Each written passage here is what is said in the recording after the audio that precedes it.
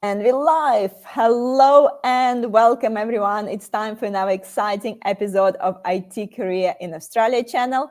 And tonight's topic is you're a Scrum Master. So what's next? So join us tonight for insightful panel discussion as we explore the current and future landscape of the Scrum Master role in the market.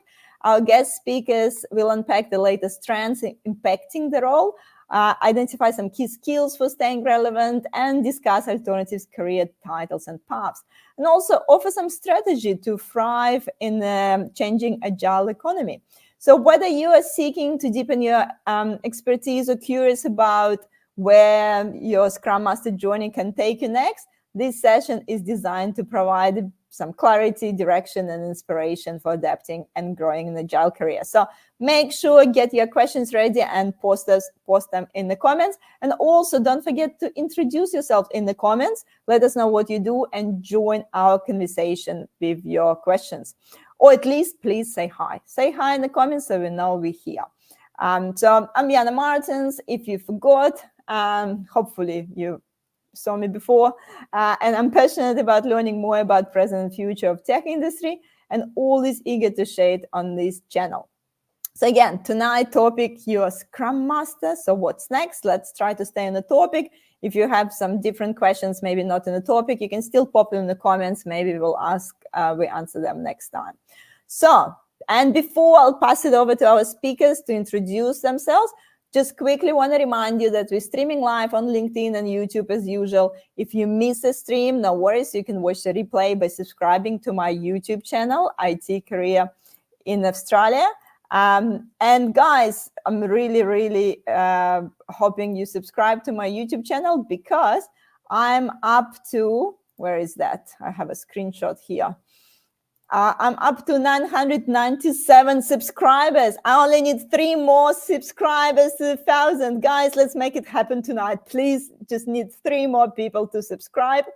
And also encourage you to join my meetup group so that you can register for new events. And also join my tech walking event in Albert Park if you would like to meet in real life.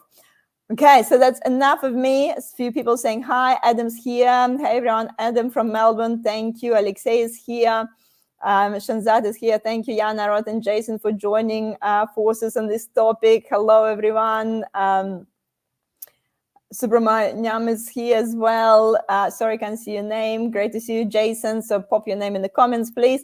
Thank you so much for joining. Okay, that's enough of me. I'm going to pass it to our speakers to introduce themselves. Please, we'll start with Evan. I'll just make sure I'm mute here. Good. I was going to say good morning. Why do I keep saying good morning? Good afternoon, everyone. Evan Leybourn. I am the co-founder of the Business Agility Institute. We are a fiercely independent research and advocacy organization to champion the next generation of companies. Perfect. Thank you, Evan. Really nice and sharp. Orod, please, over to you. Thanks, Jana. Good afternoon, everyone. I'm Orod Semsarzadeh. I'm the founder and trainer at Be Agile Academy. We are specialized in running Kanban courses and other courses, as well as coaching and mentoring. And it's great to be here. Thanks, Jana. And thanks, everyone. Thank you. Thank you. And Jason, please, over to you. Hello. Yes, Jason, I'm the founder of Scrumcraft. Agile coach and trainer. I've got a strong passion in neuroscience. I love the topic, and I like to try and work out ways of making things more efficient with that lens. And I also enjoy reading Stoicism and making connections back to agility with that as well. So. Perfect. Thank you, guys. So it's a great group of people here today, so I'm sure we'll get a lot of insights on the topic. So obviously, recently there has been some, speculations. You can see a lot of YouTube videos and articles. Scrum is dead. Agile is dead. What's going on? The relevance of the Scrum Master role. So some argue that it's become obsolete, while others believe that it's evolving rather than disappearing. So basically, my first question, straight to the point, is the Scrum Master role dying out in 2024? And yeah, we'll just maybe start with Jason, with the Scrum Craft. So So to answer that question, I'll refer to a couple of different insights, if you like. I think that it's evolving, definitely. There are a number of different factors that cut across different aspects of the role and the supply and demand for the role at the moment. So, understandably, when people see, a large organization deciding to go in a different direction, and that may lead to a number of layoffs, that's quite public and quite freaky for people, if you like. And so whilst that might be quite public, I think that it's more of a case of other things that are impacting the demand for the role. Things like, a change in industry or a change in direction in terms of technology and things like that. And that's probably contributing more to organizations making a decision to pull back on things like consultancy, bringing people more inside the organization and creating capability uplift within the organization. I would have to say that in terms of supply and demand, it is not something that in Adelaide I'm seeing as much, but I do know that by popular opinion that Adelaide is about 2 or 3 years behind the eastern states, if I'm allowed to say so. But at the same time, there is still plenty of demand out there. I think as it starts to settle in terms of, there's other things like inflation and the cost of living and things like that are making an impact as well on people buying. And so I think there's a lot of different factors that come into play. But in terms of the role of a Scrum Master, I'm not seeing it slow down as such from my perception. There's something like 63,000 Scrum Masters in Australia at the moment. And so, that's just based on a quick search of LinkedIn, right? So don't sort of, in terms of data integrity and things like that, that's just a quick search that anyone can do. And in the world, the number of Scrum Masters is massive in the millions. So I'm an optimist, yes, but at the same time, I'm seeing plenty of evidence to suggest that it's more that it's evolving as opposed to dying out. Yeah.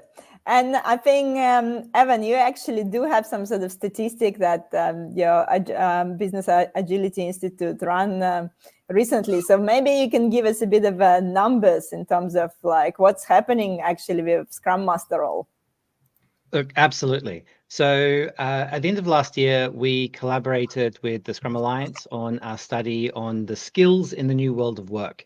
And whilst the study primarily looked at skills, which is distinct to roles, we obviously did look at what roles people were in. And I'm just going to very quickly share one thing from that. Share. There we go. So what we found is that, and to use Jason's word, supply and demand, there was an continued demand for the role of Scrum Master. 45% of organizations were actively recruiting Scrum Masters, and in fact, were having trouble finding Scrum Masters that they wanted to hire. Hence why it's in the challenging area where there is high demand but low supply. Now, if we compare that, for example, to product owners, 24% of organizations were actively recruiting product owners, whereas Agile coaches, which is, I think, a more traditional role that we hear about a lot, only 18% of organizations were actively hiring Agile coaches, which if we compare that to pre-pandemic numbers, that would have been much, much higher, somewhere in the order of about the 60% mark. So a couple of things to add to this in terms of findings and insights. First thing was in terms of the shifting role of the Scrum Master. So when you take what Jason said, and there are millions of Scrum Masters around the world. And I'll note that this was a global study. This wasn't specific to Australia. So we're looking at North American, European trends, definitely more so than we're looking at Australian trends, but the pattern is still somewhat the same. But globally, there are millions of Scrum Masters, and yet organizations are struggling to find the Scrum Masters to hire. And part of that is that what we found in this study was a shifting set of demands of what organizations were expecting from their Scrum Masters. Now, we would often talk about, a couple of years ago, we'd often talk about the demands like T-shaped skills. The idea is that an individual should have a thin, broad set of complementary skills and at least one deep subject matter expertise, and that was the bar of the T. What we're seeing now is that organizations are expecting 2 or more complementary deep areas of expertise. And so we talk about this in terms of pie-shaped skills. So think about the letter pi. You've got that, still got that crossbar of cross-functional, complementary, broad skills, but you've got 2, or in some cases more, deep areas of expertise. Scrum mastery skills being one, but quite often, and very often, organizations were looking for technical skills or coaching skills or leadership skills or very specific skills regarding product domains, healthcare or manufacturing, depending on the domain that Scrum Master was being recruited for. So the shift here, and the reason why Scrum Masters there is greater demand than there are supply, is because the combination of skills that organizations are looking for in their Scrum Masters is hard to find. It is not that specific Scrum Master. It's not the Scrum Master component that's difficult. It is the combination that they're looking for. And so this is probably, I think, one of the biggest shifts that we've seen from a numbers standpoint and from an industry standpoint. I'll stop rambling. Yeah, definitely. And every time everyone talk about the I shape, T shape, P shape, I think I always say I'm an octopus. That's it. And companies are hiring octopuses. I love it. If anyone needs octopus up there, I'm here. Yeah. We have a few comments actually here. Craig saying Adelaide is going to leapfrog us all. 63,000 Scrum Masters. Holy shit, yeah. It's a lot of Scrum Masters. Evolving, indeed, even agree 100%. So, yeah. Orod, over to you. So, what do you have to add to this trend? So, what you've seen, is a Scrum Master roles dead or evolving, or what's the main things you've seen? Well, I'm a big fan of evolution. And in last 2 years, I spent quite a lot of time and studied how to introduce change incrementally and evolve gradually over time.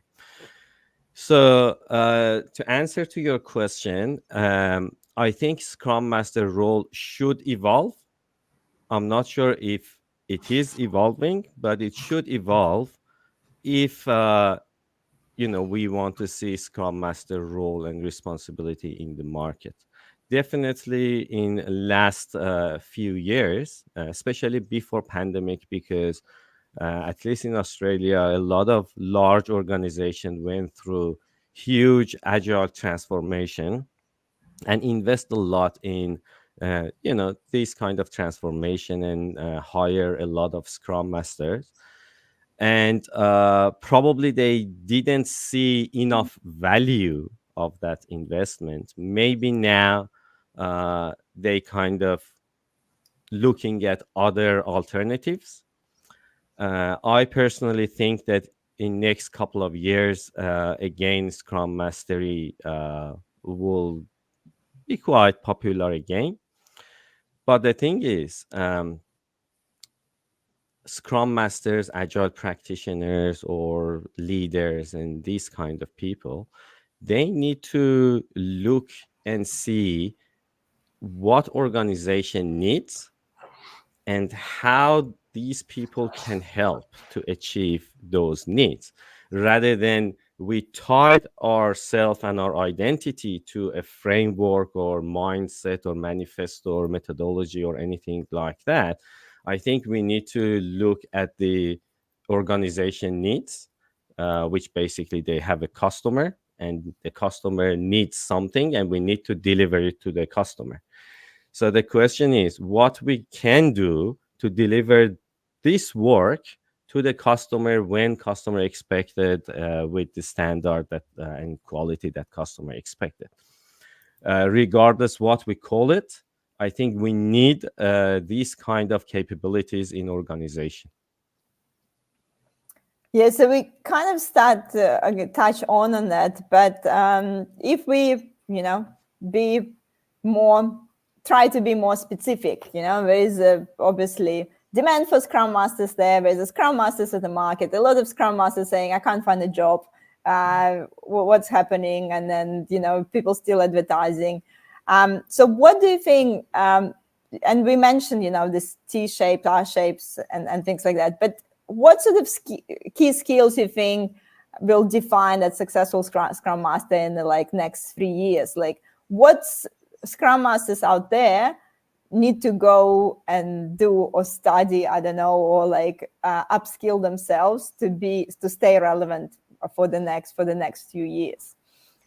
Maybe we'll go back to Jason. Jason, what's first comes into your mind? I think if I was to take myself back to probably one of the books that I've got on my shelf behind me here, Lisa Adkins' book, and you look at the X-wing diagram, they're talking about some complementary skills in the X-wing diagram, where yes, you need to be a proficient agilista, if you like, and understand lean and agile to be able to be effective in a Scrum Master role. But one of the cool things about the concept that she's talking about there is it's completely applicable to the Scrum Master role. It's talking about a team coach, right? And so I think of the role of a Scrum Master being 50% of the time focused on the process and process improvement and the health of the team and the health of the actual product being delivered. And 50% of the time is spent making all of your team more like an octopus and less like a T-shape. So I think about it from the perspective of complementary skills. So in the X-wing, there's talk about professional coaching, there's talk about facilitation, and there's training and mentoring. And then there's domains. And I think this is really where the next level is going to come from in terms of the domains that are mentioned in the X-wing are things like technical skills, business skills, and transformational skills. And that's probably not enough or not specific enough. And so I think that if you, as a Scrum Master, if you're evolving as a Scrum Master, yes, you want to become very efficient at your coaching skills because it's such an integral part of the role to get the most out of people. But there's an additional lens that where we're talking about the complementary skills that you need to be able to meet the requirements of the role in a specific organization when they're requesting it of you, when you're applying for roles.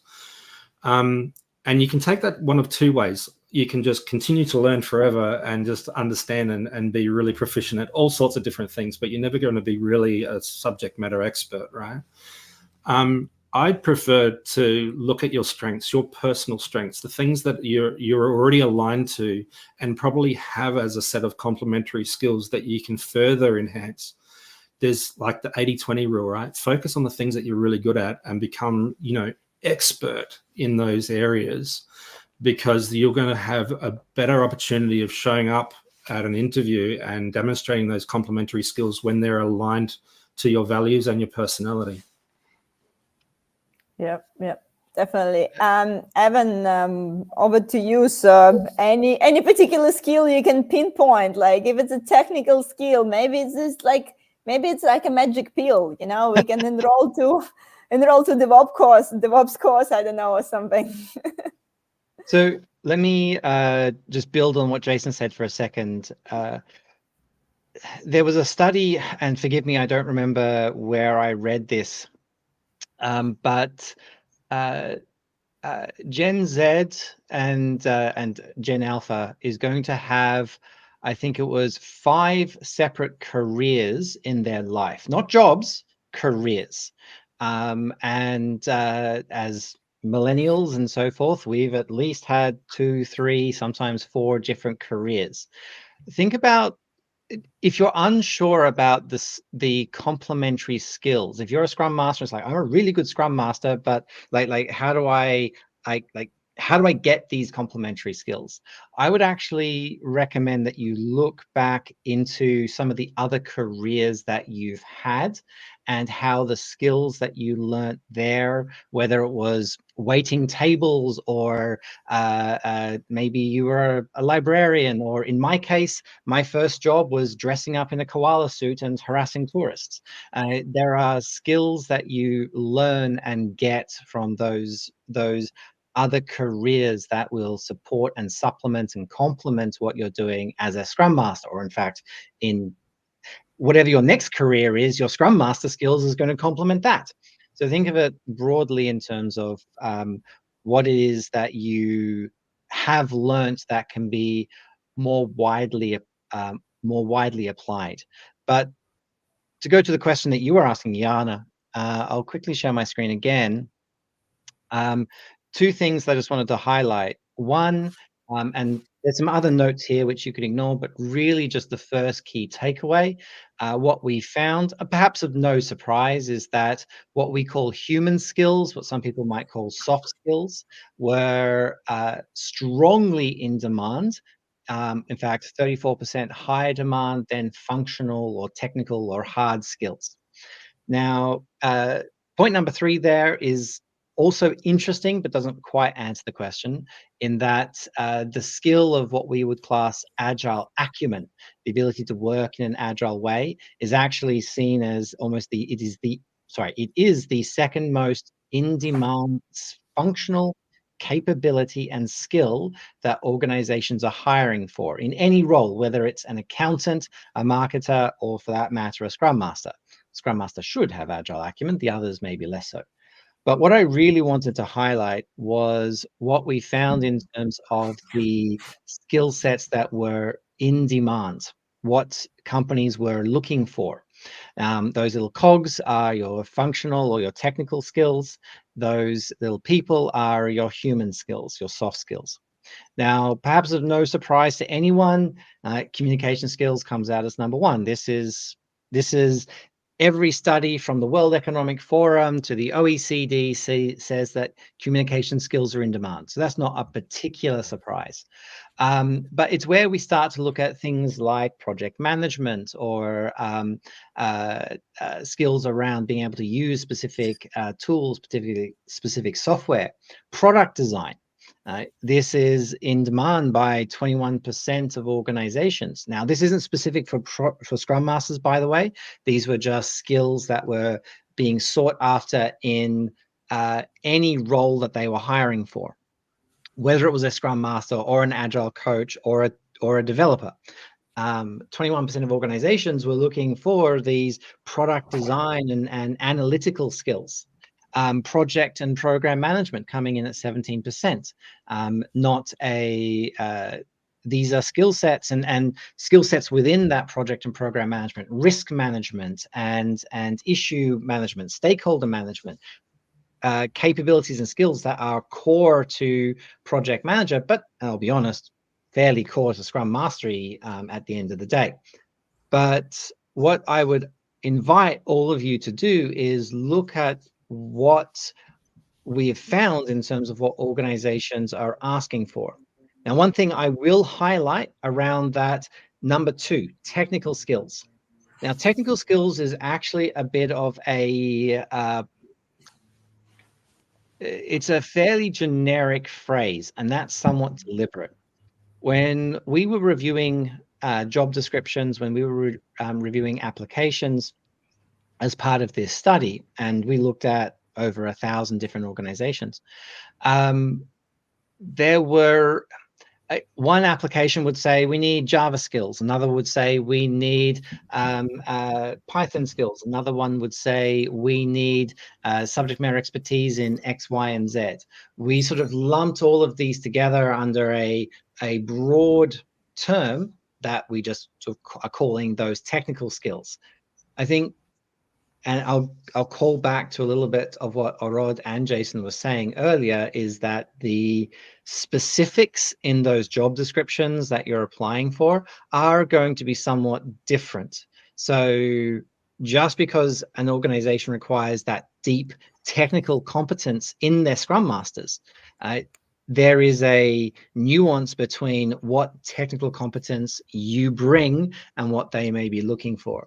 So part of this is actually understanding the industry and the domain that you have experience in and what they're looking for. Yeah, coming back to that, customizing application for each job. It's we can't just get away with this. You know, it will be nice just to have one Scrum Master resume that you just send everywhere and be fine. But yeah.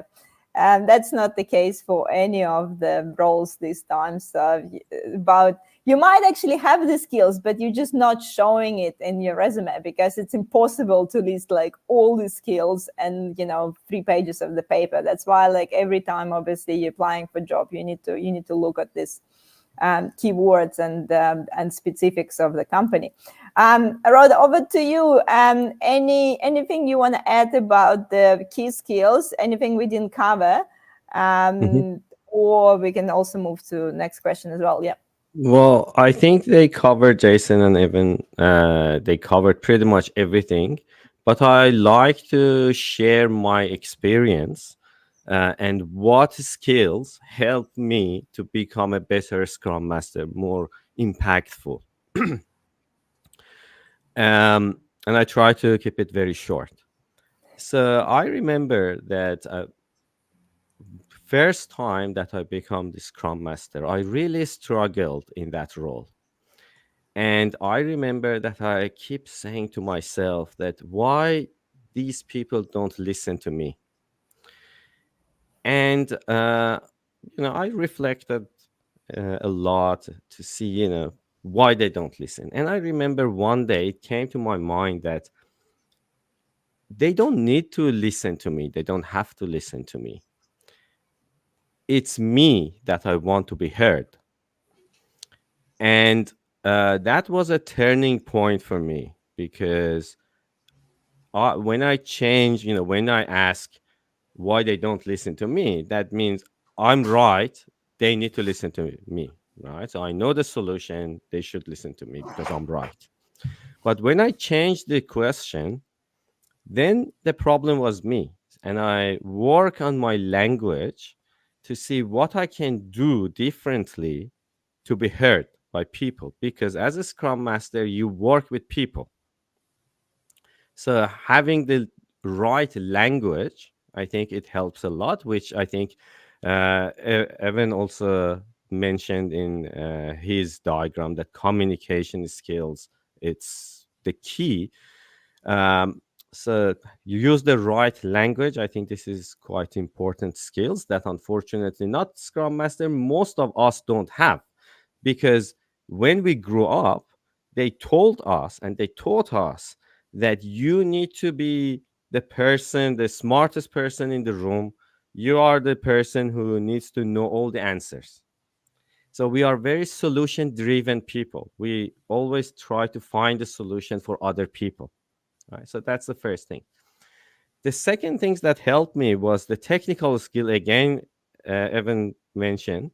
So I used to be a developer. So when I work with a development team, I understood what they're talking about. Unfortunately, I trained maybe over 1,000 people, mostly Scrum Master, and I mentor maybe 20 or something in the last 12 months. Unfortunately, most of the Scrum Master who work with the technical people, they don't have the technical skills. or at least they don't understand the terminology and the concept that they're talking about. I think having an understanding what these people working on, it help you to be trusted and accepted by the team. So you don't need to be technical, but I think it's quite important at least understand. And the last one is the facilitation skills. Especially now, we facilitate and run meeting online. So facilitation is quite important. And I think Jeff Sutherland, in one of his talk, he said that from memory, I don't know, 58 or 70% of Scrum team couldn't be successful because they couldn't facilitate daily stand-up impactfully and effectively. So because we don't facilitate the meeting effectively, people go to those meetings, they spend so much time and they don't get anything out of those meetings. So after a while, they see that there is no value on those meetings, and then either they don't do it, or if they do it, there is no value of those meetings, which I think facilitation is quite important skills to have. Yeah, so I think, and we probably covered that question here. I guess there's a question from LinkedIn. Can you expand on what is communication skills that is in demand? I guess we already answered that question in terms of. So is anything else you want to add? So I can go a little bit deeper. I'm just trying to bring up the data, but let me share screen again. So this isn't quite as nice as the slides. This is just some messy, well, no, this is the report itself. But broadly speaking, when we were looking at skills, we defined primary skill groups, of which communication is one, as well as a series of sub-skills. Under communication, it was active listening, presentation, and written and verbal communication. We did originally separate written and verbal as two separate sub-skills, but just because of the integrated nature of how organizations review those and assess for that, we ended up just merging them together into a singular skill set that we could evaluate, or that we could evaluate whether an organization was actually doing that. Now, in terms of bear with me, in terms of the breakdown there, what I can say is that, there we go. I've actually just pulled up the raw data. Written and verbal communication skills were sought after by 78% of organizations, 77.94, which again, that's pretty much of no surprise to anybody. Presentation skills was sought by 9% of organizations, and active listening as a very specific skill set, paying attention or paying full attention to an individual, someone who's talking with you, understanding their message and responding in a way that shows that you understand, was sought after explicitly or implicitly by 13.24% of organizations. I'll note that these percentages are there's a statistical variation that would be in here. So let's just say between 10 and 16%, 10 and 15% of organizations were explicitly asking for those skills. So when we talk about what makes up communication skills, it's those written and verbal communication skills that definitely come out, as I said, like 78% of organizations looking for that, of like no particular surprise. So yeah. Yep. Makes sense. And I think, we already sort of answered that question in terms of like, I think we spoke right in the beginning, about where is the trend for less demand for Scrum Masters. But I want to kind of rephrase this question a little bit. So do you feel like companies now advertise different sort of titles? So we talk about that, now maybe that Scrum Master skills is not enough and people looking for that combination of skills. Does it mean that, you maybe need to simply look for different titles when you're looking for jobs, or when you evolving your career, there is maybe more jobs of like delivery leads or agile project manager or something like this? So have you noticed maybe just changes in the way how companies advertising those positions, and maybe that's how you can adapt, and you just need to change your resume to agile project manager or delivery lead instead of Scrum Master? Maybe we'll go back to Orod. Orod, what's your thoughts? What have you seen? And is it just maybe the title changing, not the actual skills? So this is my personal observation and experience. Organization needs some sort of governance and reports, and they expect someone to do it for the team. So it's been an ongoing argument between organizations and Scrum Masters and consultants. That organization said, we need this. And they said, this is not Scrum. This is not what Scrum said. It's different with Scrum, stuff like that. So I think because organizations stuck to this infinite loop, they were like, okay, I don't care about Scrum or Scrum Master. I have a team, almost cross-functional team, and we expect that this team delivers something, and we need to have some sort of governance and visibility on what they're doing. So I don't want to argue that this is not in Scrum, it's against the Scrum guide, and this is not what Scrum Master should do. I need someone to help this team and give me what I want. So they change the job description or the title to iteration manager, to delivery lead, team coach. This is something I recently seen. Alexei just saying team coach. I haven't seen that one yet. Here we go, team coach as well. Team coach, so someone who's coaching the team, stuff like that.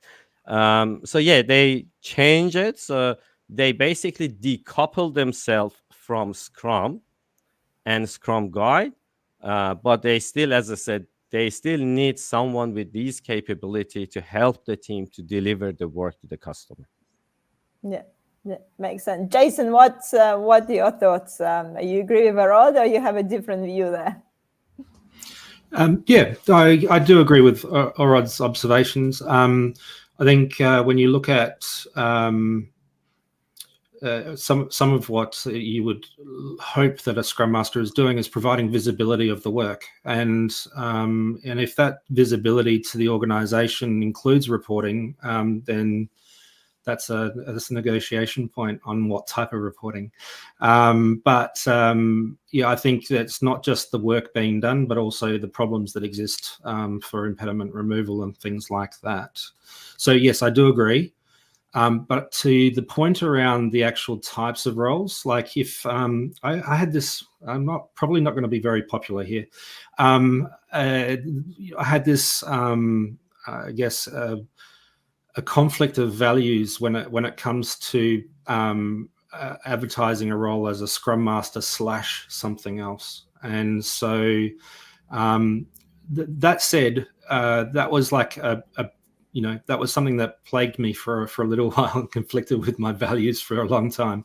But when I think about it, maybe that is the starting point of evolution, right? That it's a Scrum Master, yes, because we want, it depends which name comes first, right? If it's Scrum Master or is it Project Manager, or, is it Project Manager and Scrum Master? You're probably going to get a little bit of information from that. So yeah, if it is Scrum Master first and then they're looking for something else, maybe this is the evolution of the complementary skills that they're looking for. And if you fit the bill and that is something that you're happy to do, then all good for you. If I was a pure Scrum Master and that's what I did in my role, I would be avoiding that because it doesn't align to what I value, if that makes sense. So I think it's fit for purpose. Each person's going to have their own opinion on that. So yeah, perhaps it's an evolution and maybe you're okay with that. but tread carefully. Ask the right questions. Makes sense. I would- Evan, what about you? So I'd maybe go from a different perspective. So we're the Business Agility Institute. So we look at organizational systems. Agile is a piece of business agility. It's not the only one. It's not even necessary for business agility. An organization, if you behave with agility, you have agility. If you're able to, as an organization, achieve your purpose, no matter what the future brings, you have agility, regardless of whether you are using Scrum, SAFe, less, DA, beyond budgeting, throughput accounting, like lean accounting, you name it, it doesn't really matter as long as you're behaving with agility as an organization. Now, broadly speaking, though, when we're talking about the role of Scrum Master, as Jason and Orod have mentioned, there is an evolution. I would say that we'd also have to consider the current market.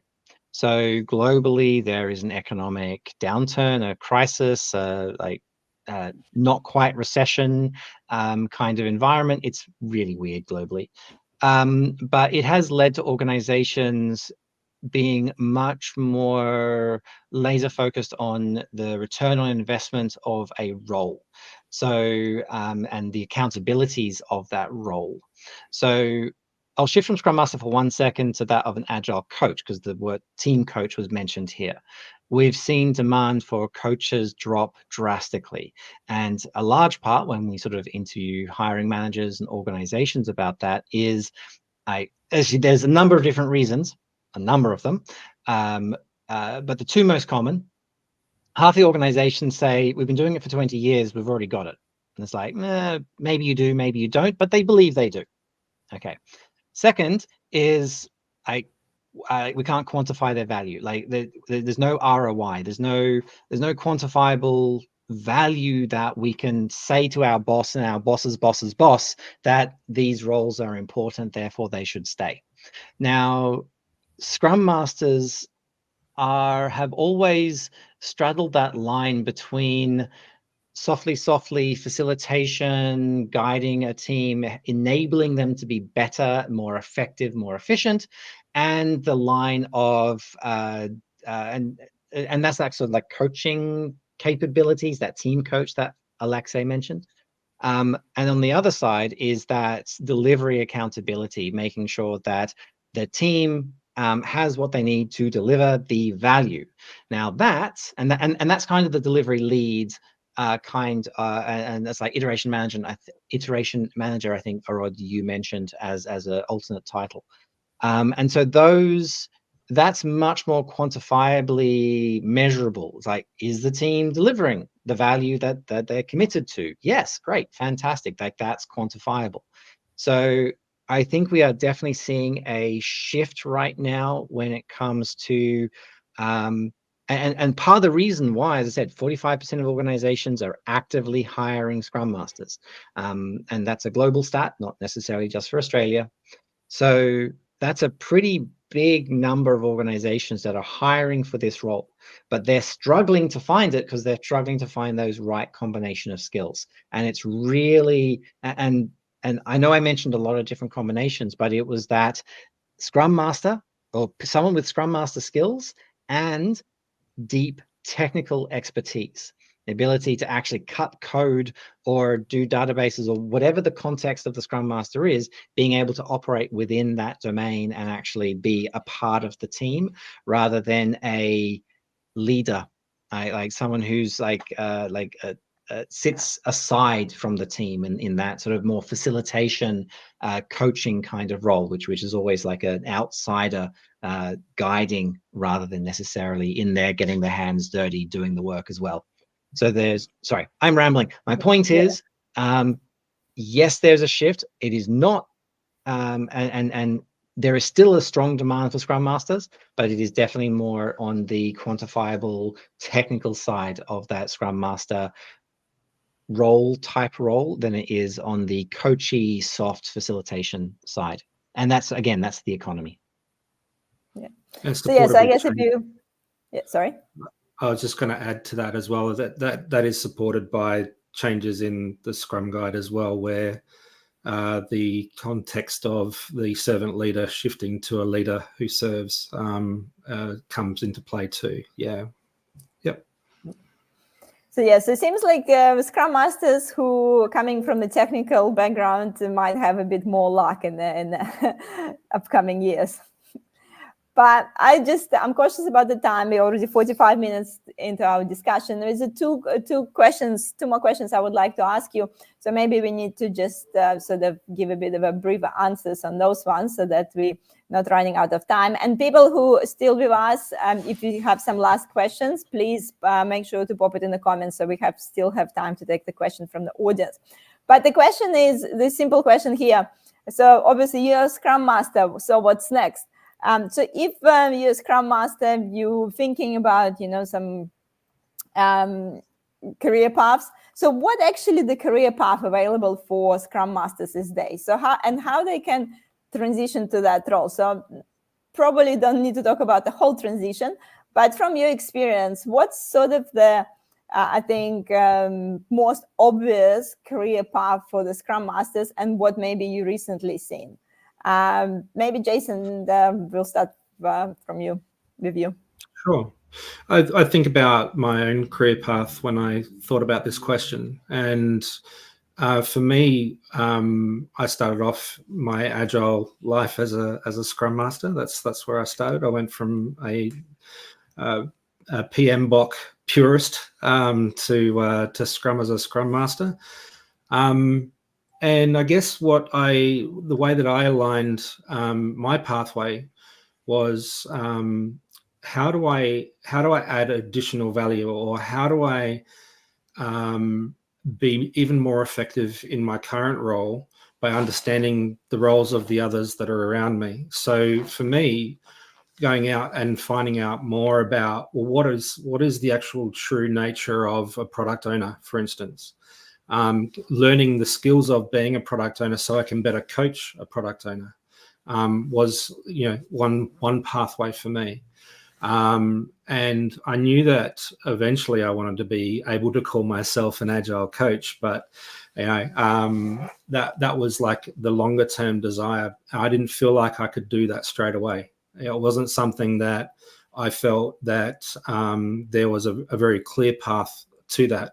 And I do hear the differentiation, I guess, between what's out in market in terms of Agile coaches and what type of experience they had. So I think doing the time in your current role is really important to build that credibility and knowledge, and being able to apply different experiences to that role. And Evan pointed out earlier around how we might be quite focused in this conversation on the technical nature of a Scrum Master and that role, but there are so many different aspects of business agility and the wider organization that you can gain experiences that lead into other areas of the business as well. Like I do a lot of work with marketing teams and HR teams, procurement, finance, and they all benefit from those transitional skills into their domain. What can we apply? What can we do to help in those areas of business? So perhaps maybe part of that evolution or career pathing, if you like, could lead you into other areas of business other than technical as well. Yeah, makes sense. Orod, what about you? What sort of career paths you see for Scrum Masters? Well, I think this is a very common question. And if you probably asked this question a few years ago, probably most people will think about Agile coach. But today, if I want to answer to this question, I will look and see what's not going to change in the future.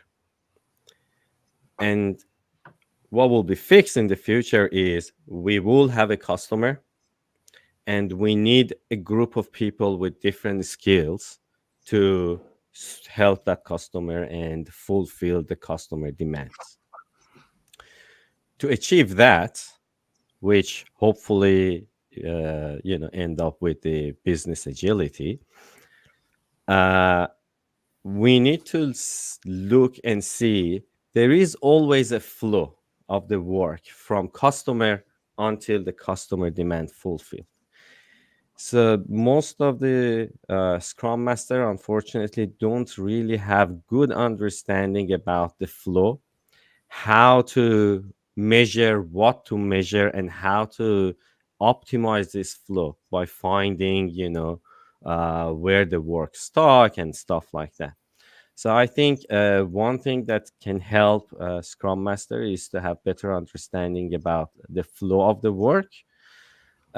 Also, I think it would be good for them to have good understanding about project management and PMBOK and stuff like that. Because in last 30 years, again, there was always an argument that we don't have project, we have product and this and that. But we still have project, and from what I can see, we will have project in the future. So having a good understanding probably can help us to have some suggestion to improve the project management approach as well. So I think these two skills in the future can help, and also learn other things rather than just stick with Scrum. Learn other framework, look around and see what's in the market, what other people's doing, and see which one can help you and help your team. Definitely. We actually in a few weeks we have a discussion about traditional versus agile project management, and see if we can actually discuss some differences. So if you guys into that, make sure to join us on the 22nd of May. Just cautious about the time. Evan, is anything add to these career paths from your side? Just so very quickly, so what Orod and Jason were saying around, I would be avoiding agile coaching as a linear path. If you are thinking linear, then, and if you enjoy the facilitation and the change side of Scrum Mastery, then obviously consulting and professional services. If you enjoy the delivery side, then delivery leads, delivery executives, and so forth would be that. But I would just encourage people to not think of your career as a linear path. I mentioned at the beginning that it's like Gen Z is going to have, I think it's like 5 or 6 careers in their lifetime. There's this concept of a career mosaic, rather than a career path. And to what Orod and Jason were saying, is like the skills that you have learnt as a Scrum Master are going to be broadly and very highly applicable in numerous different areas. And if I may just very quickly take on Adam's question for 1 second, because yes, this sort of goes I was just going to say we have a few minutes. Let me just bring Adam's question on the screen. Infotech will always have a strong demand for Scrum Masters, delivery focused people. We have seen other verticals double in transformation and seemingly fail. Take finance, for instance, with banks, unloaded coaches and Scrum Masters. Sorry for the long questions. Which vertical would you suggest might be on the up other than the tech space? So just again, from our data, I can say, so finance is actually still on the up, even though it's still very, very early days. But the function, the vertical that seems to be the most outside of technology, that has the most demand for agile, capital A agile, is marketing. And marketing transformations is probably outside of technology, the number one. If you're talking industry, healthcare, and outside of the infotech industry, healthcare is growing, but manufacturing and heavy industry is hugely growing towards and with a demand for agility. And there's a whole bunch of reasons that I don't know if we can have time to go into, but it basically boils down to their origins in lean have reached a point of diminishing returns, and the need for, and they've over-leaned to the point of fragility, and so they're looking for agility to supplement and sort of keep the benefits of lean, but also building some resilience back into the system that they've lost, that were very highly exposed during the pandemic. But yeah, that would be my very quick answer based on the data to that. Perfect. So we have 5 minutes left. So we at the most exciting part of our live stream, the giveaway. So the usual giveaway in my live streams, it's a virtual coffee with our speakers. So while I'm announcing the live stream for next week, our speakers will pick one person from the comments who they're gonna have a virtual coffee chat with, so that encourage you guys to network with each other and continue the conversation. So while you're looking at the comments and choosing the person, so next week, 1st of May, oh my God, time flies. I can't believe it's the 1st of May, but it is 1st of May next week. And we're going to talk about what does a machine learning engineer do and how to become one. Obviously, really popular, machine learning engineers, AI and things like that. So everyone thinking how I can be a machine learning engineer now on the rise of AI. But what actually they doing? What these people doing? We're going to talk about it on the 1st of May with Tanya, Nathan, and Slava. So if that's sort of topic that you've been curious about, or maybe you're working in the space or are passionate about, make sure to join me next week at 5:30 as usual. Okay, so and obviously exciting bit, the giveaways. So let's look at the comments. Orod, so you're gonna have a chat with Mahit? Yes, Mahit, make sure we're connected on LinkedIn, so I'll make sure I'll create a chat so you guys can organize the coffee chat. And Evan, you're going to talk with Adam, so you can give him more insights on the tech space and what's up next. And Jason, who did you choose? Sorry, I didn't see a way to put my vote in, but I'm going to choose Mylene. Where are we? Oh, is it on the top? Mylene, sorry, Mylene Recchio. Where is the comment? I'm reading hers off of LinkedIn. Sorry, so. So it didn't come through. It probably didn't come through because it's a LinkedIn user. Great to see you, Jason. Maybe. That one. There you go. Here we go. You see? Make it LinkedIn. Make it tricky for me always. Okay, perfect. So, Mylene, if you're not connected to me, that's why probably it says LinkedIn user. Make sure to connect to me so that I can remind you about the coffee chat. And guys, to finish this live stream, so we have literally 2 minutes. Can each of you just give a really, really quick 30-second advice to Scrum Masters out there? So if you're a Scrum Master right now, what would be your 30-second advice to the Scrum Master now who may be thinking, oh my God, am I going to lose my job? Am I going to find no new job? Am I need to learn new skills, what I'm doing right now? So what would be your 30-second advice to these people? Maybe we'll start with Evan. All right, very quickly. You're not going to lose your job as a Scrum Master. Those roles seem to be relatively stable.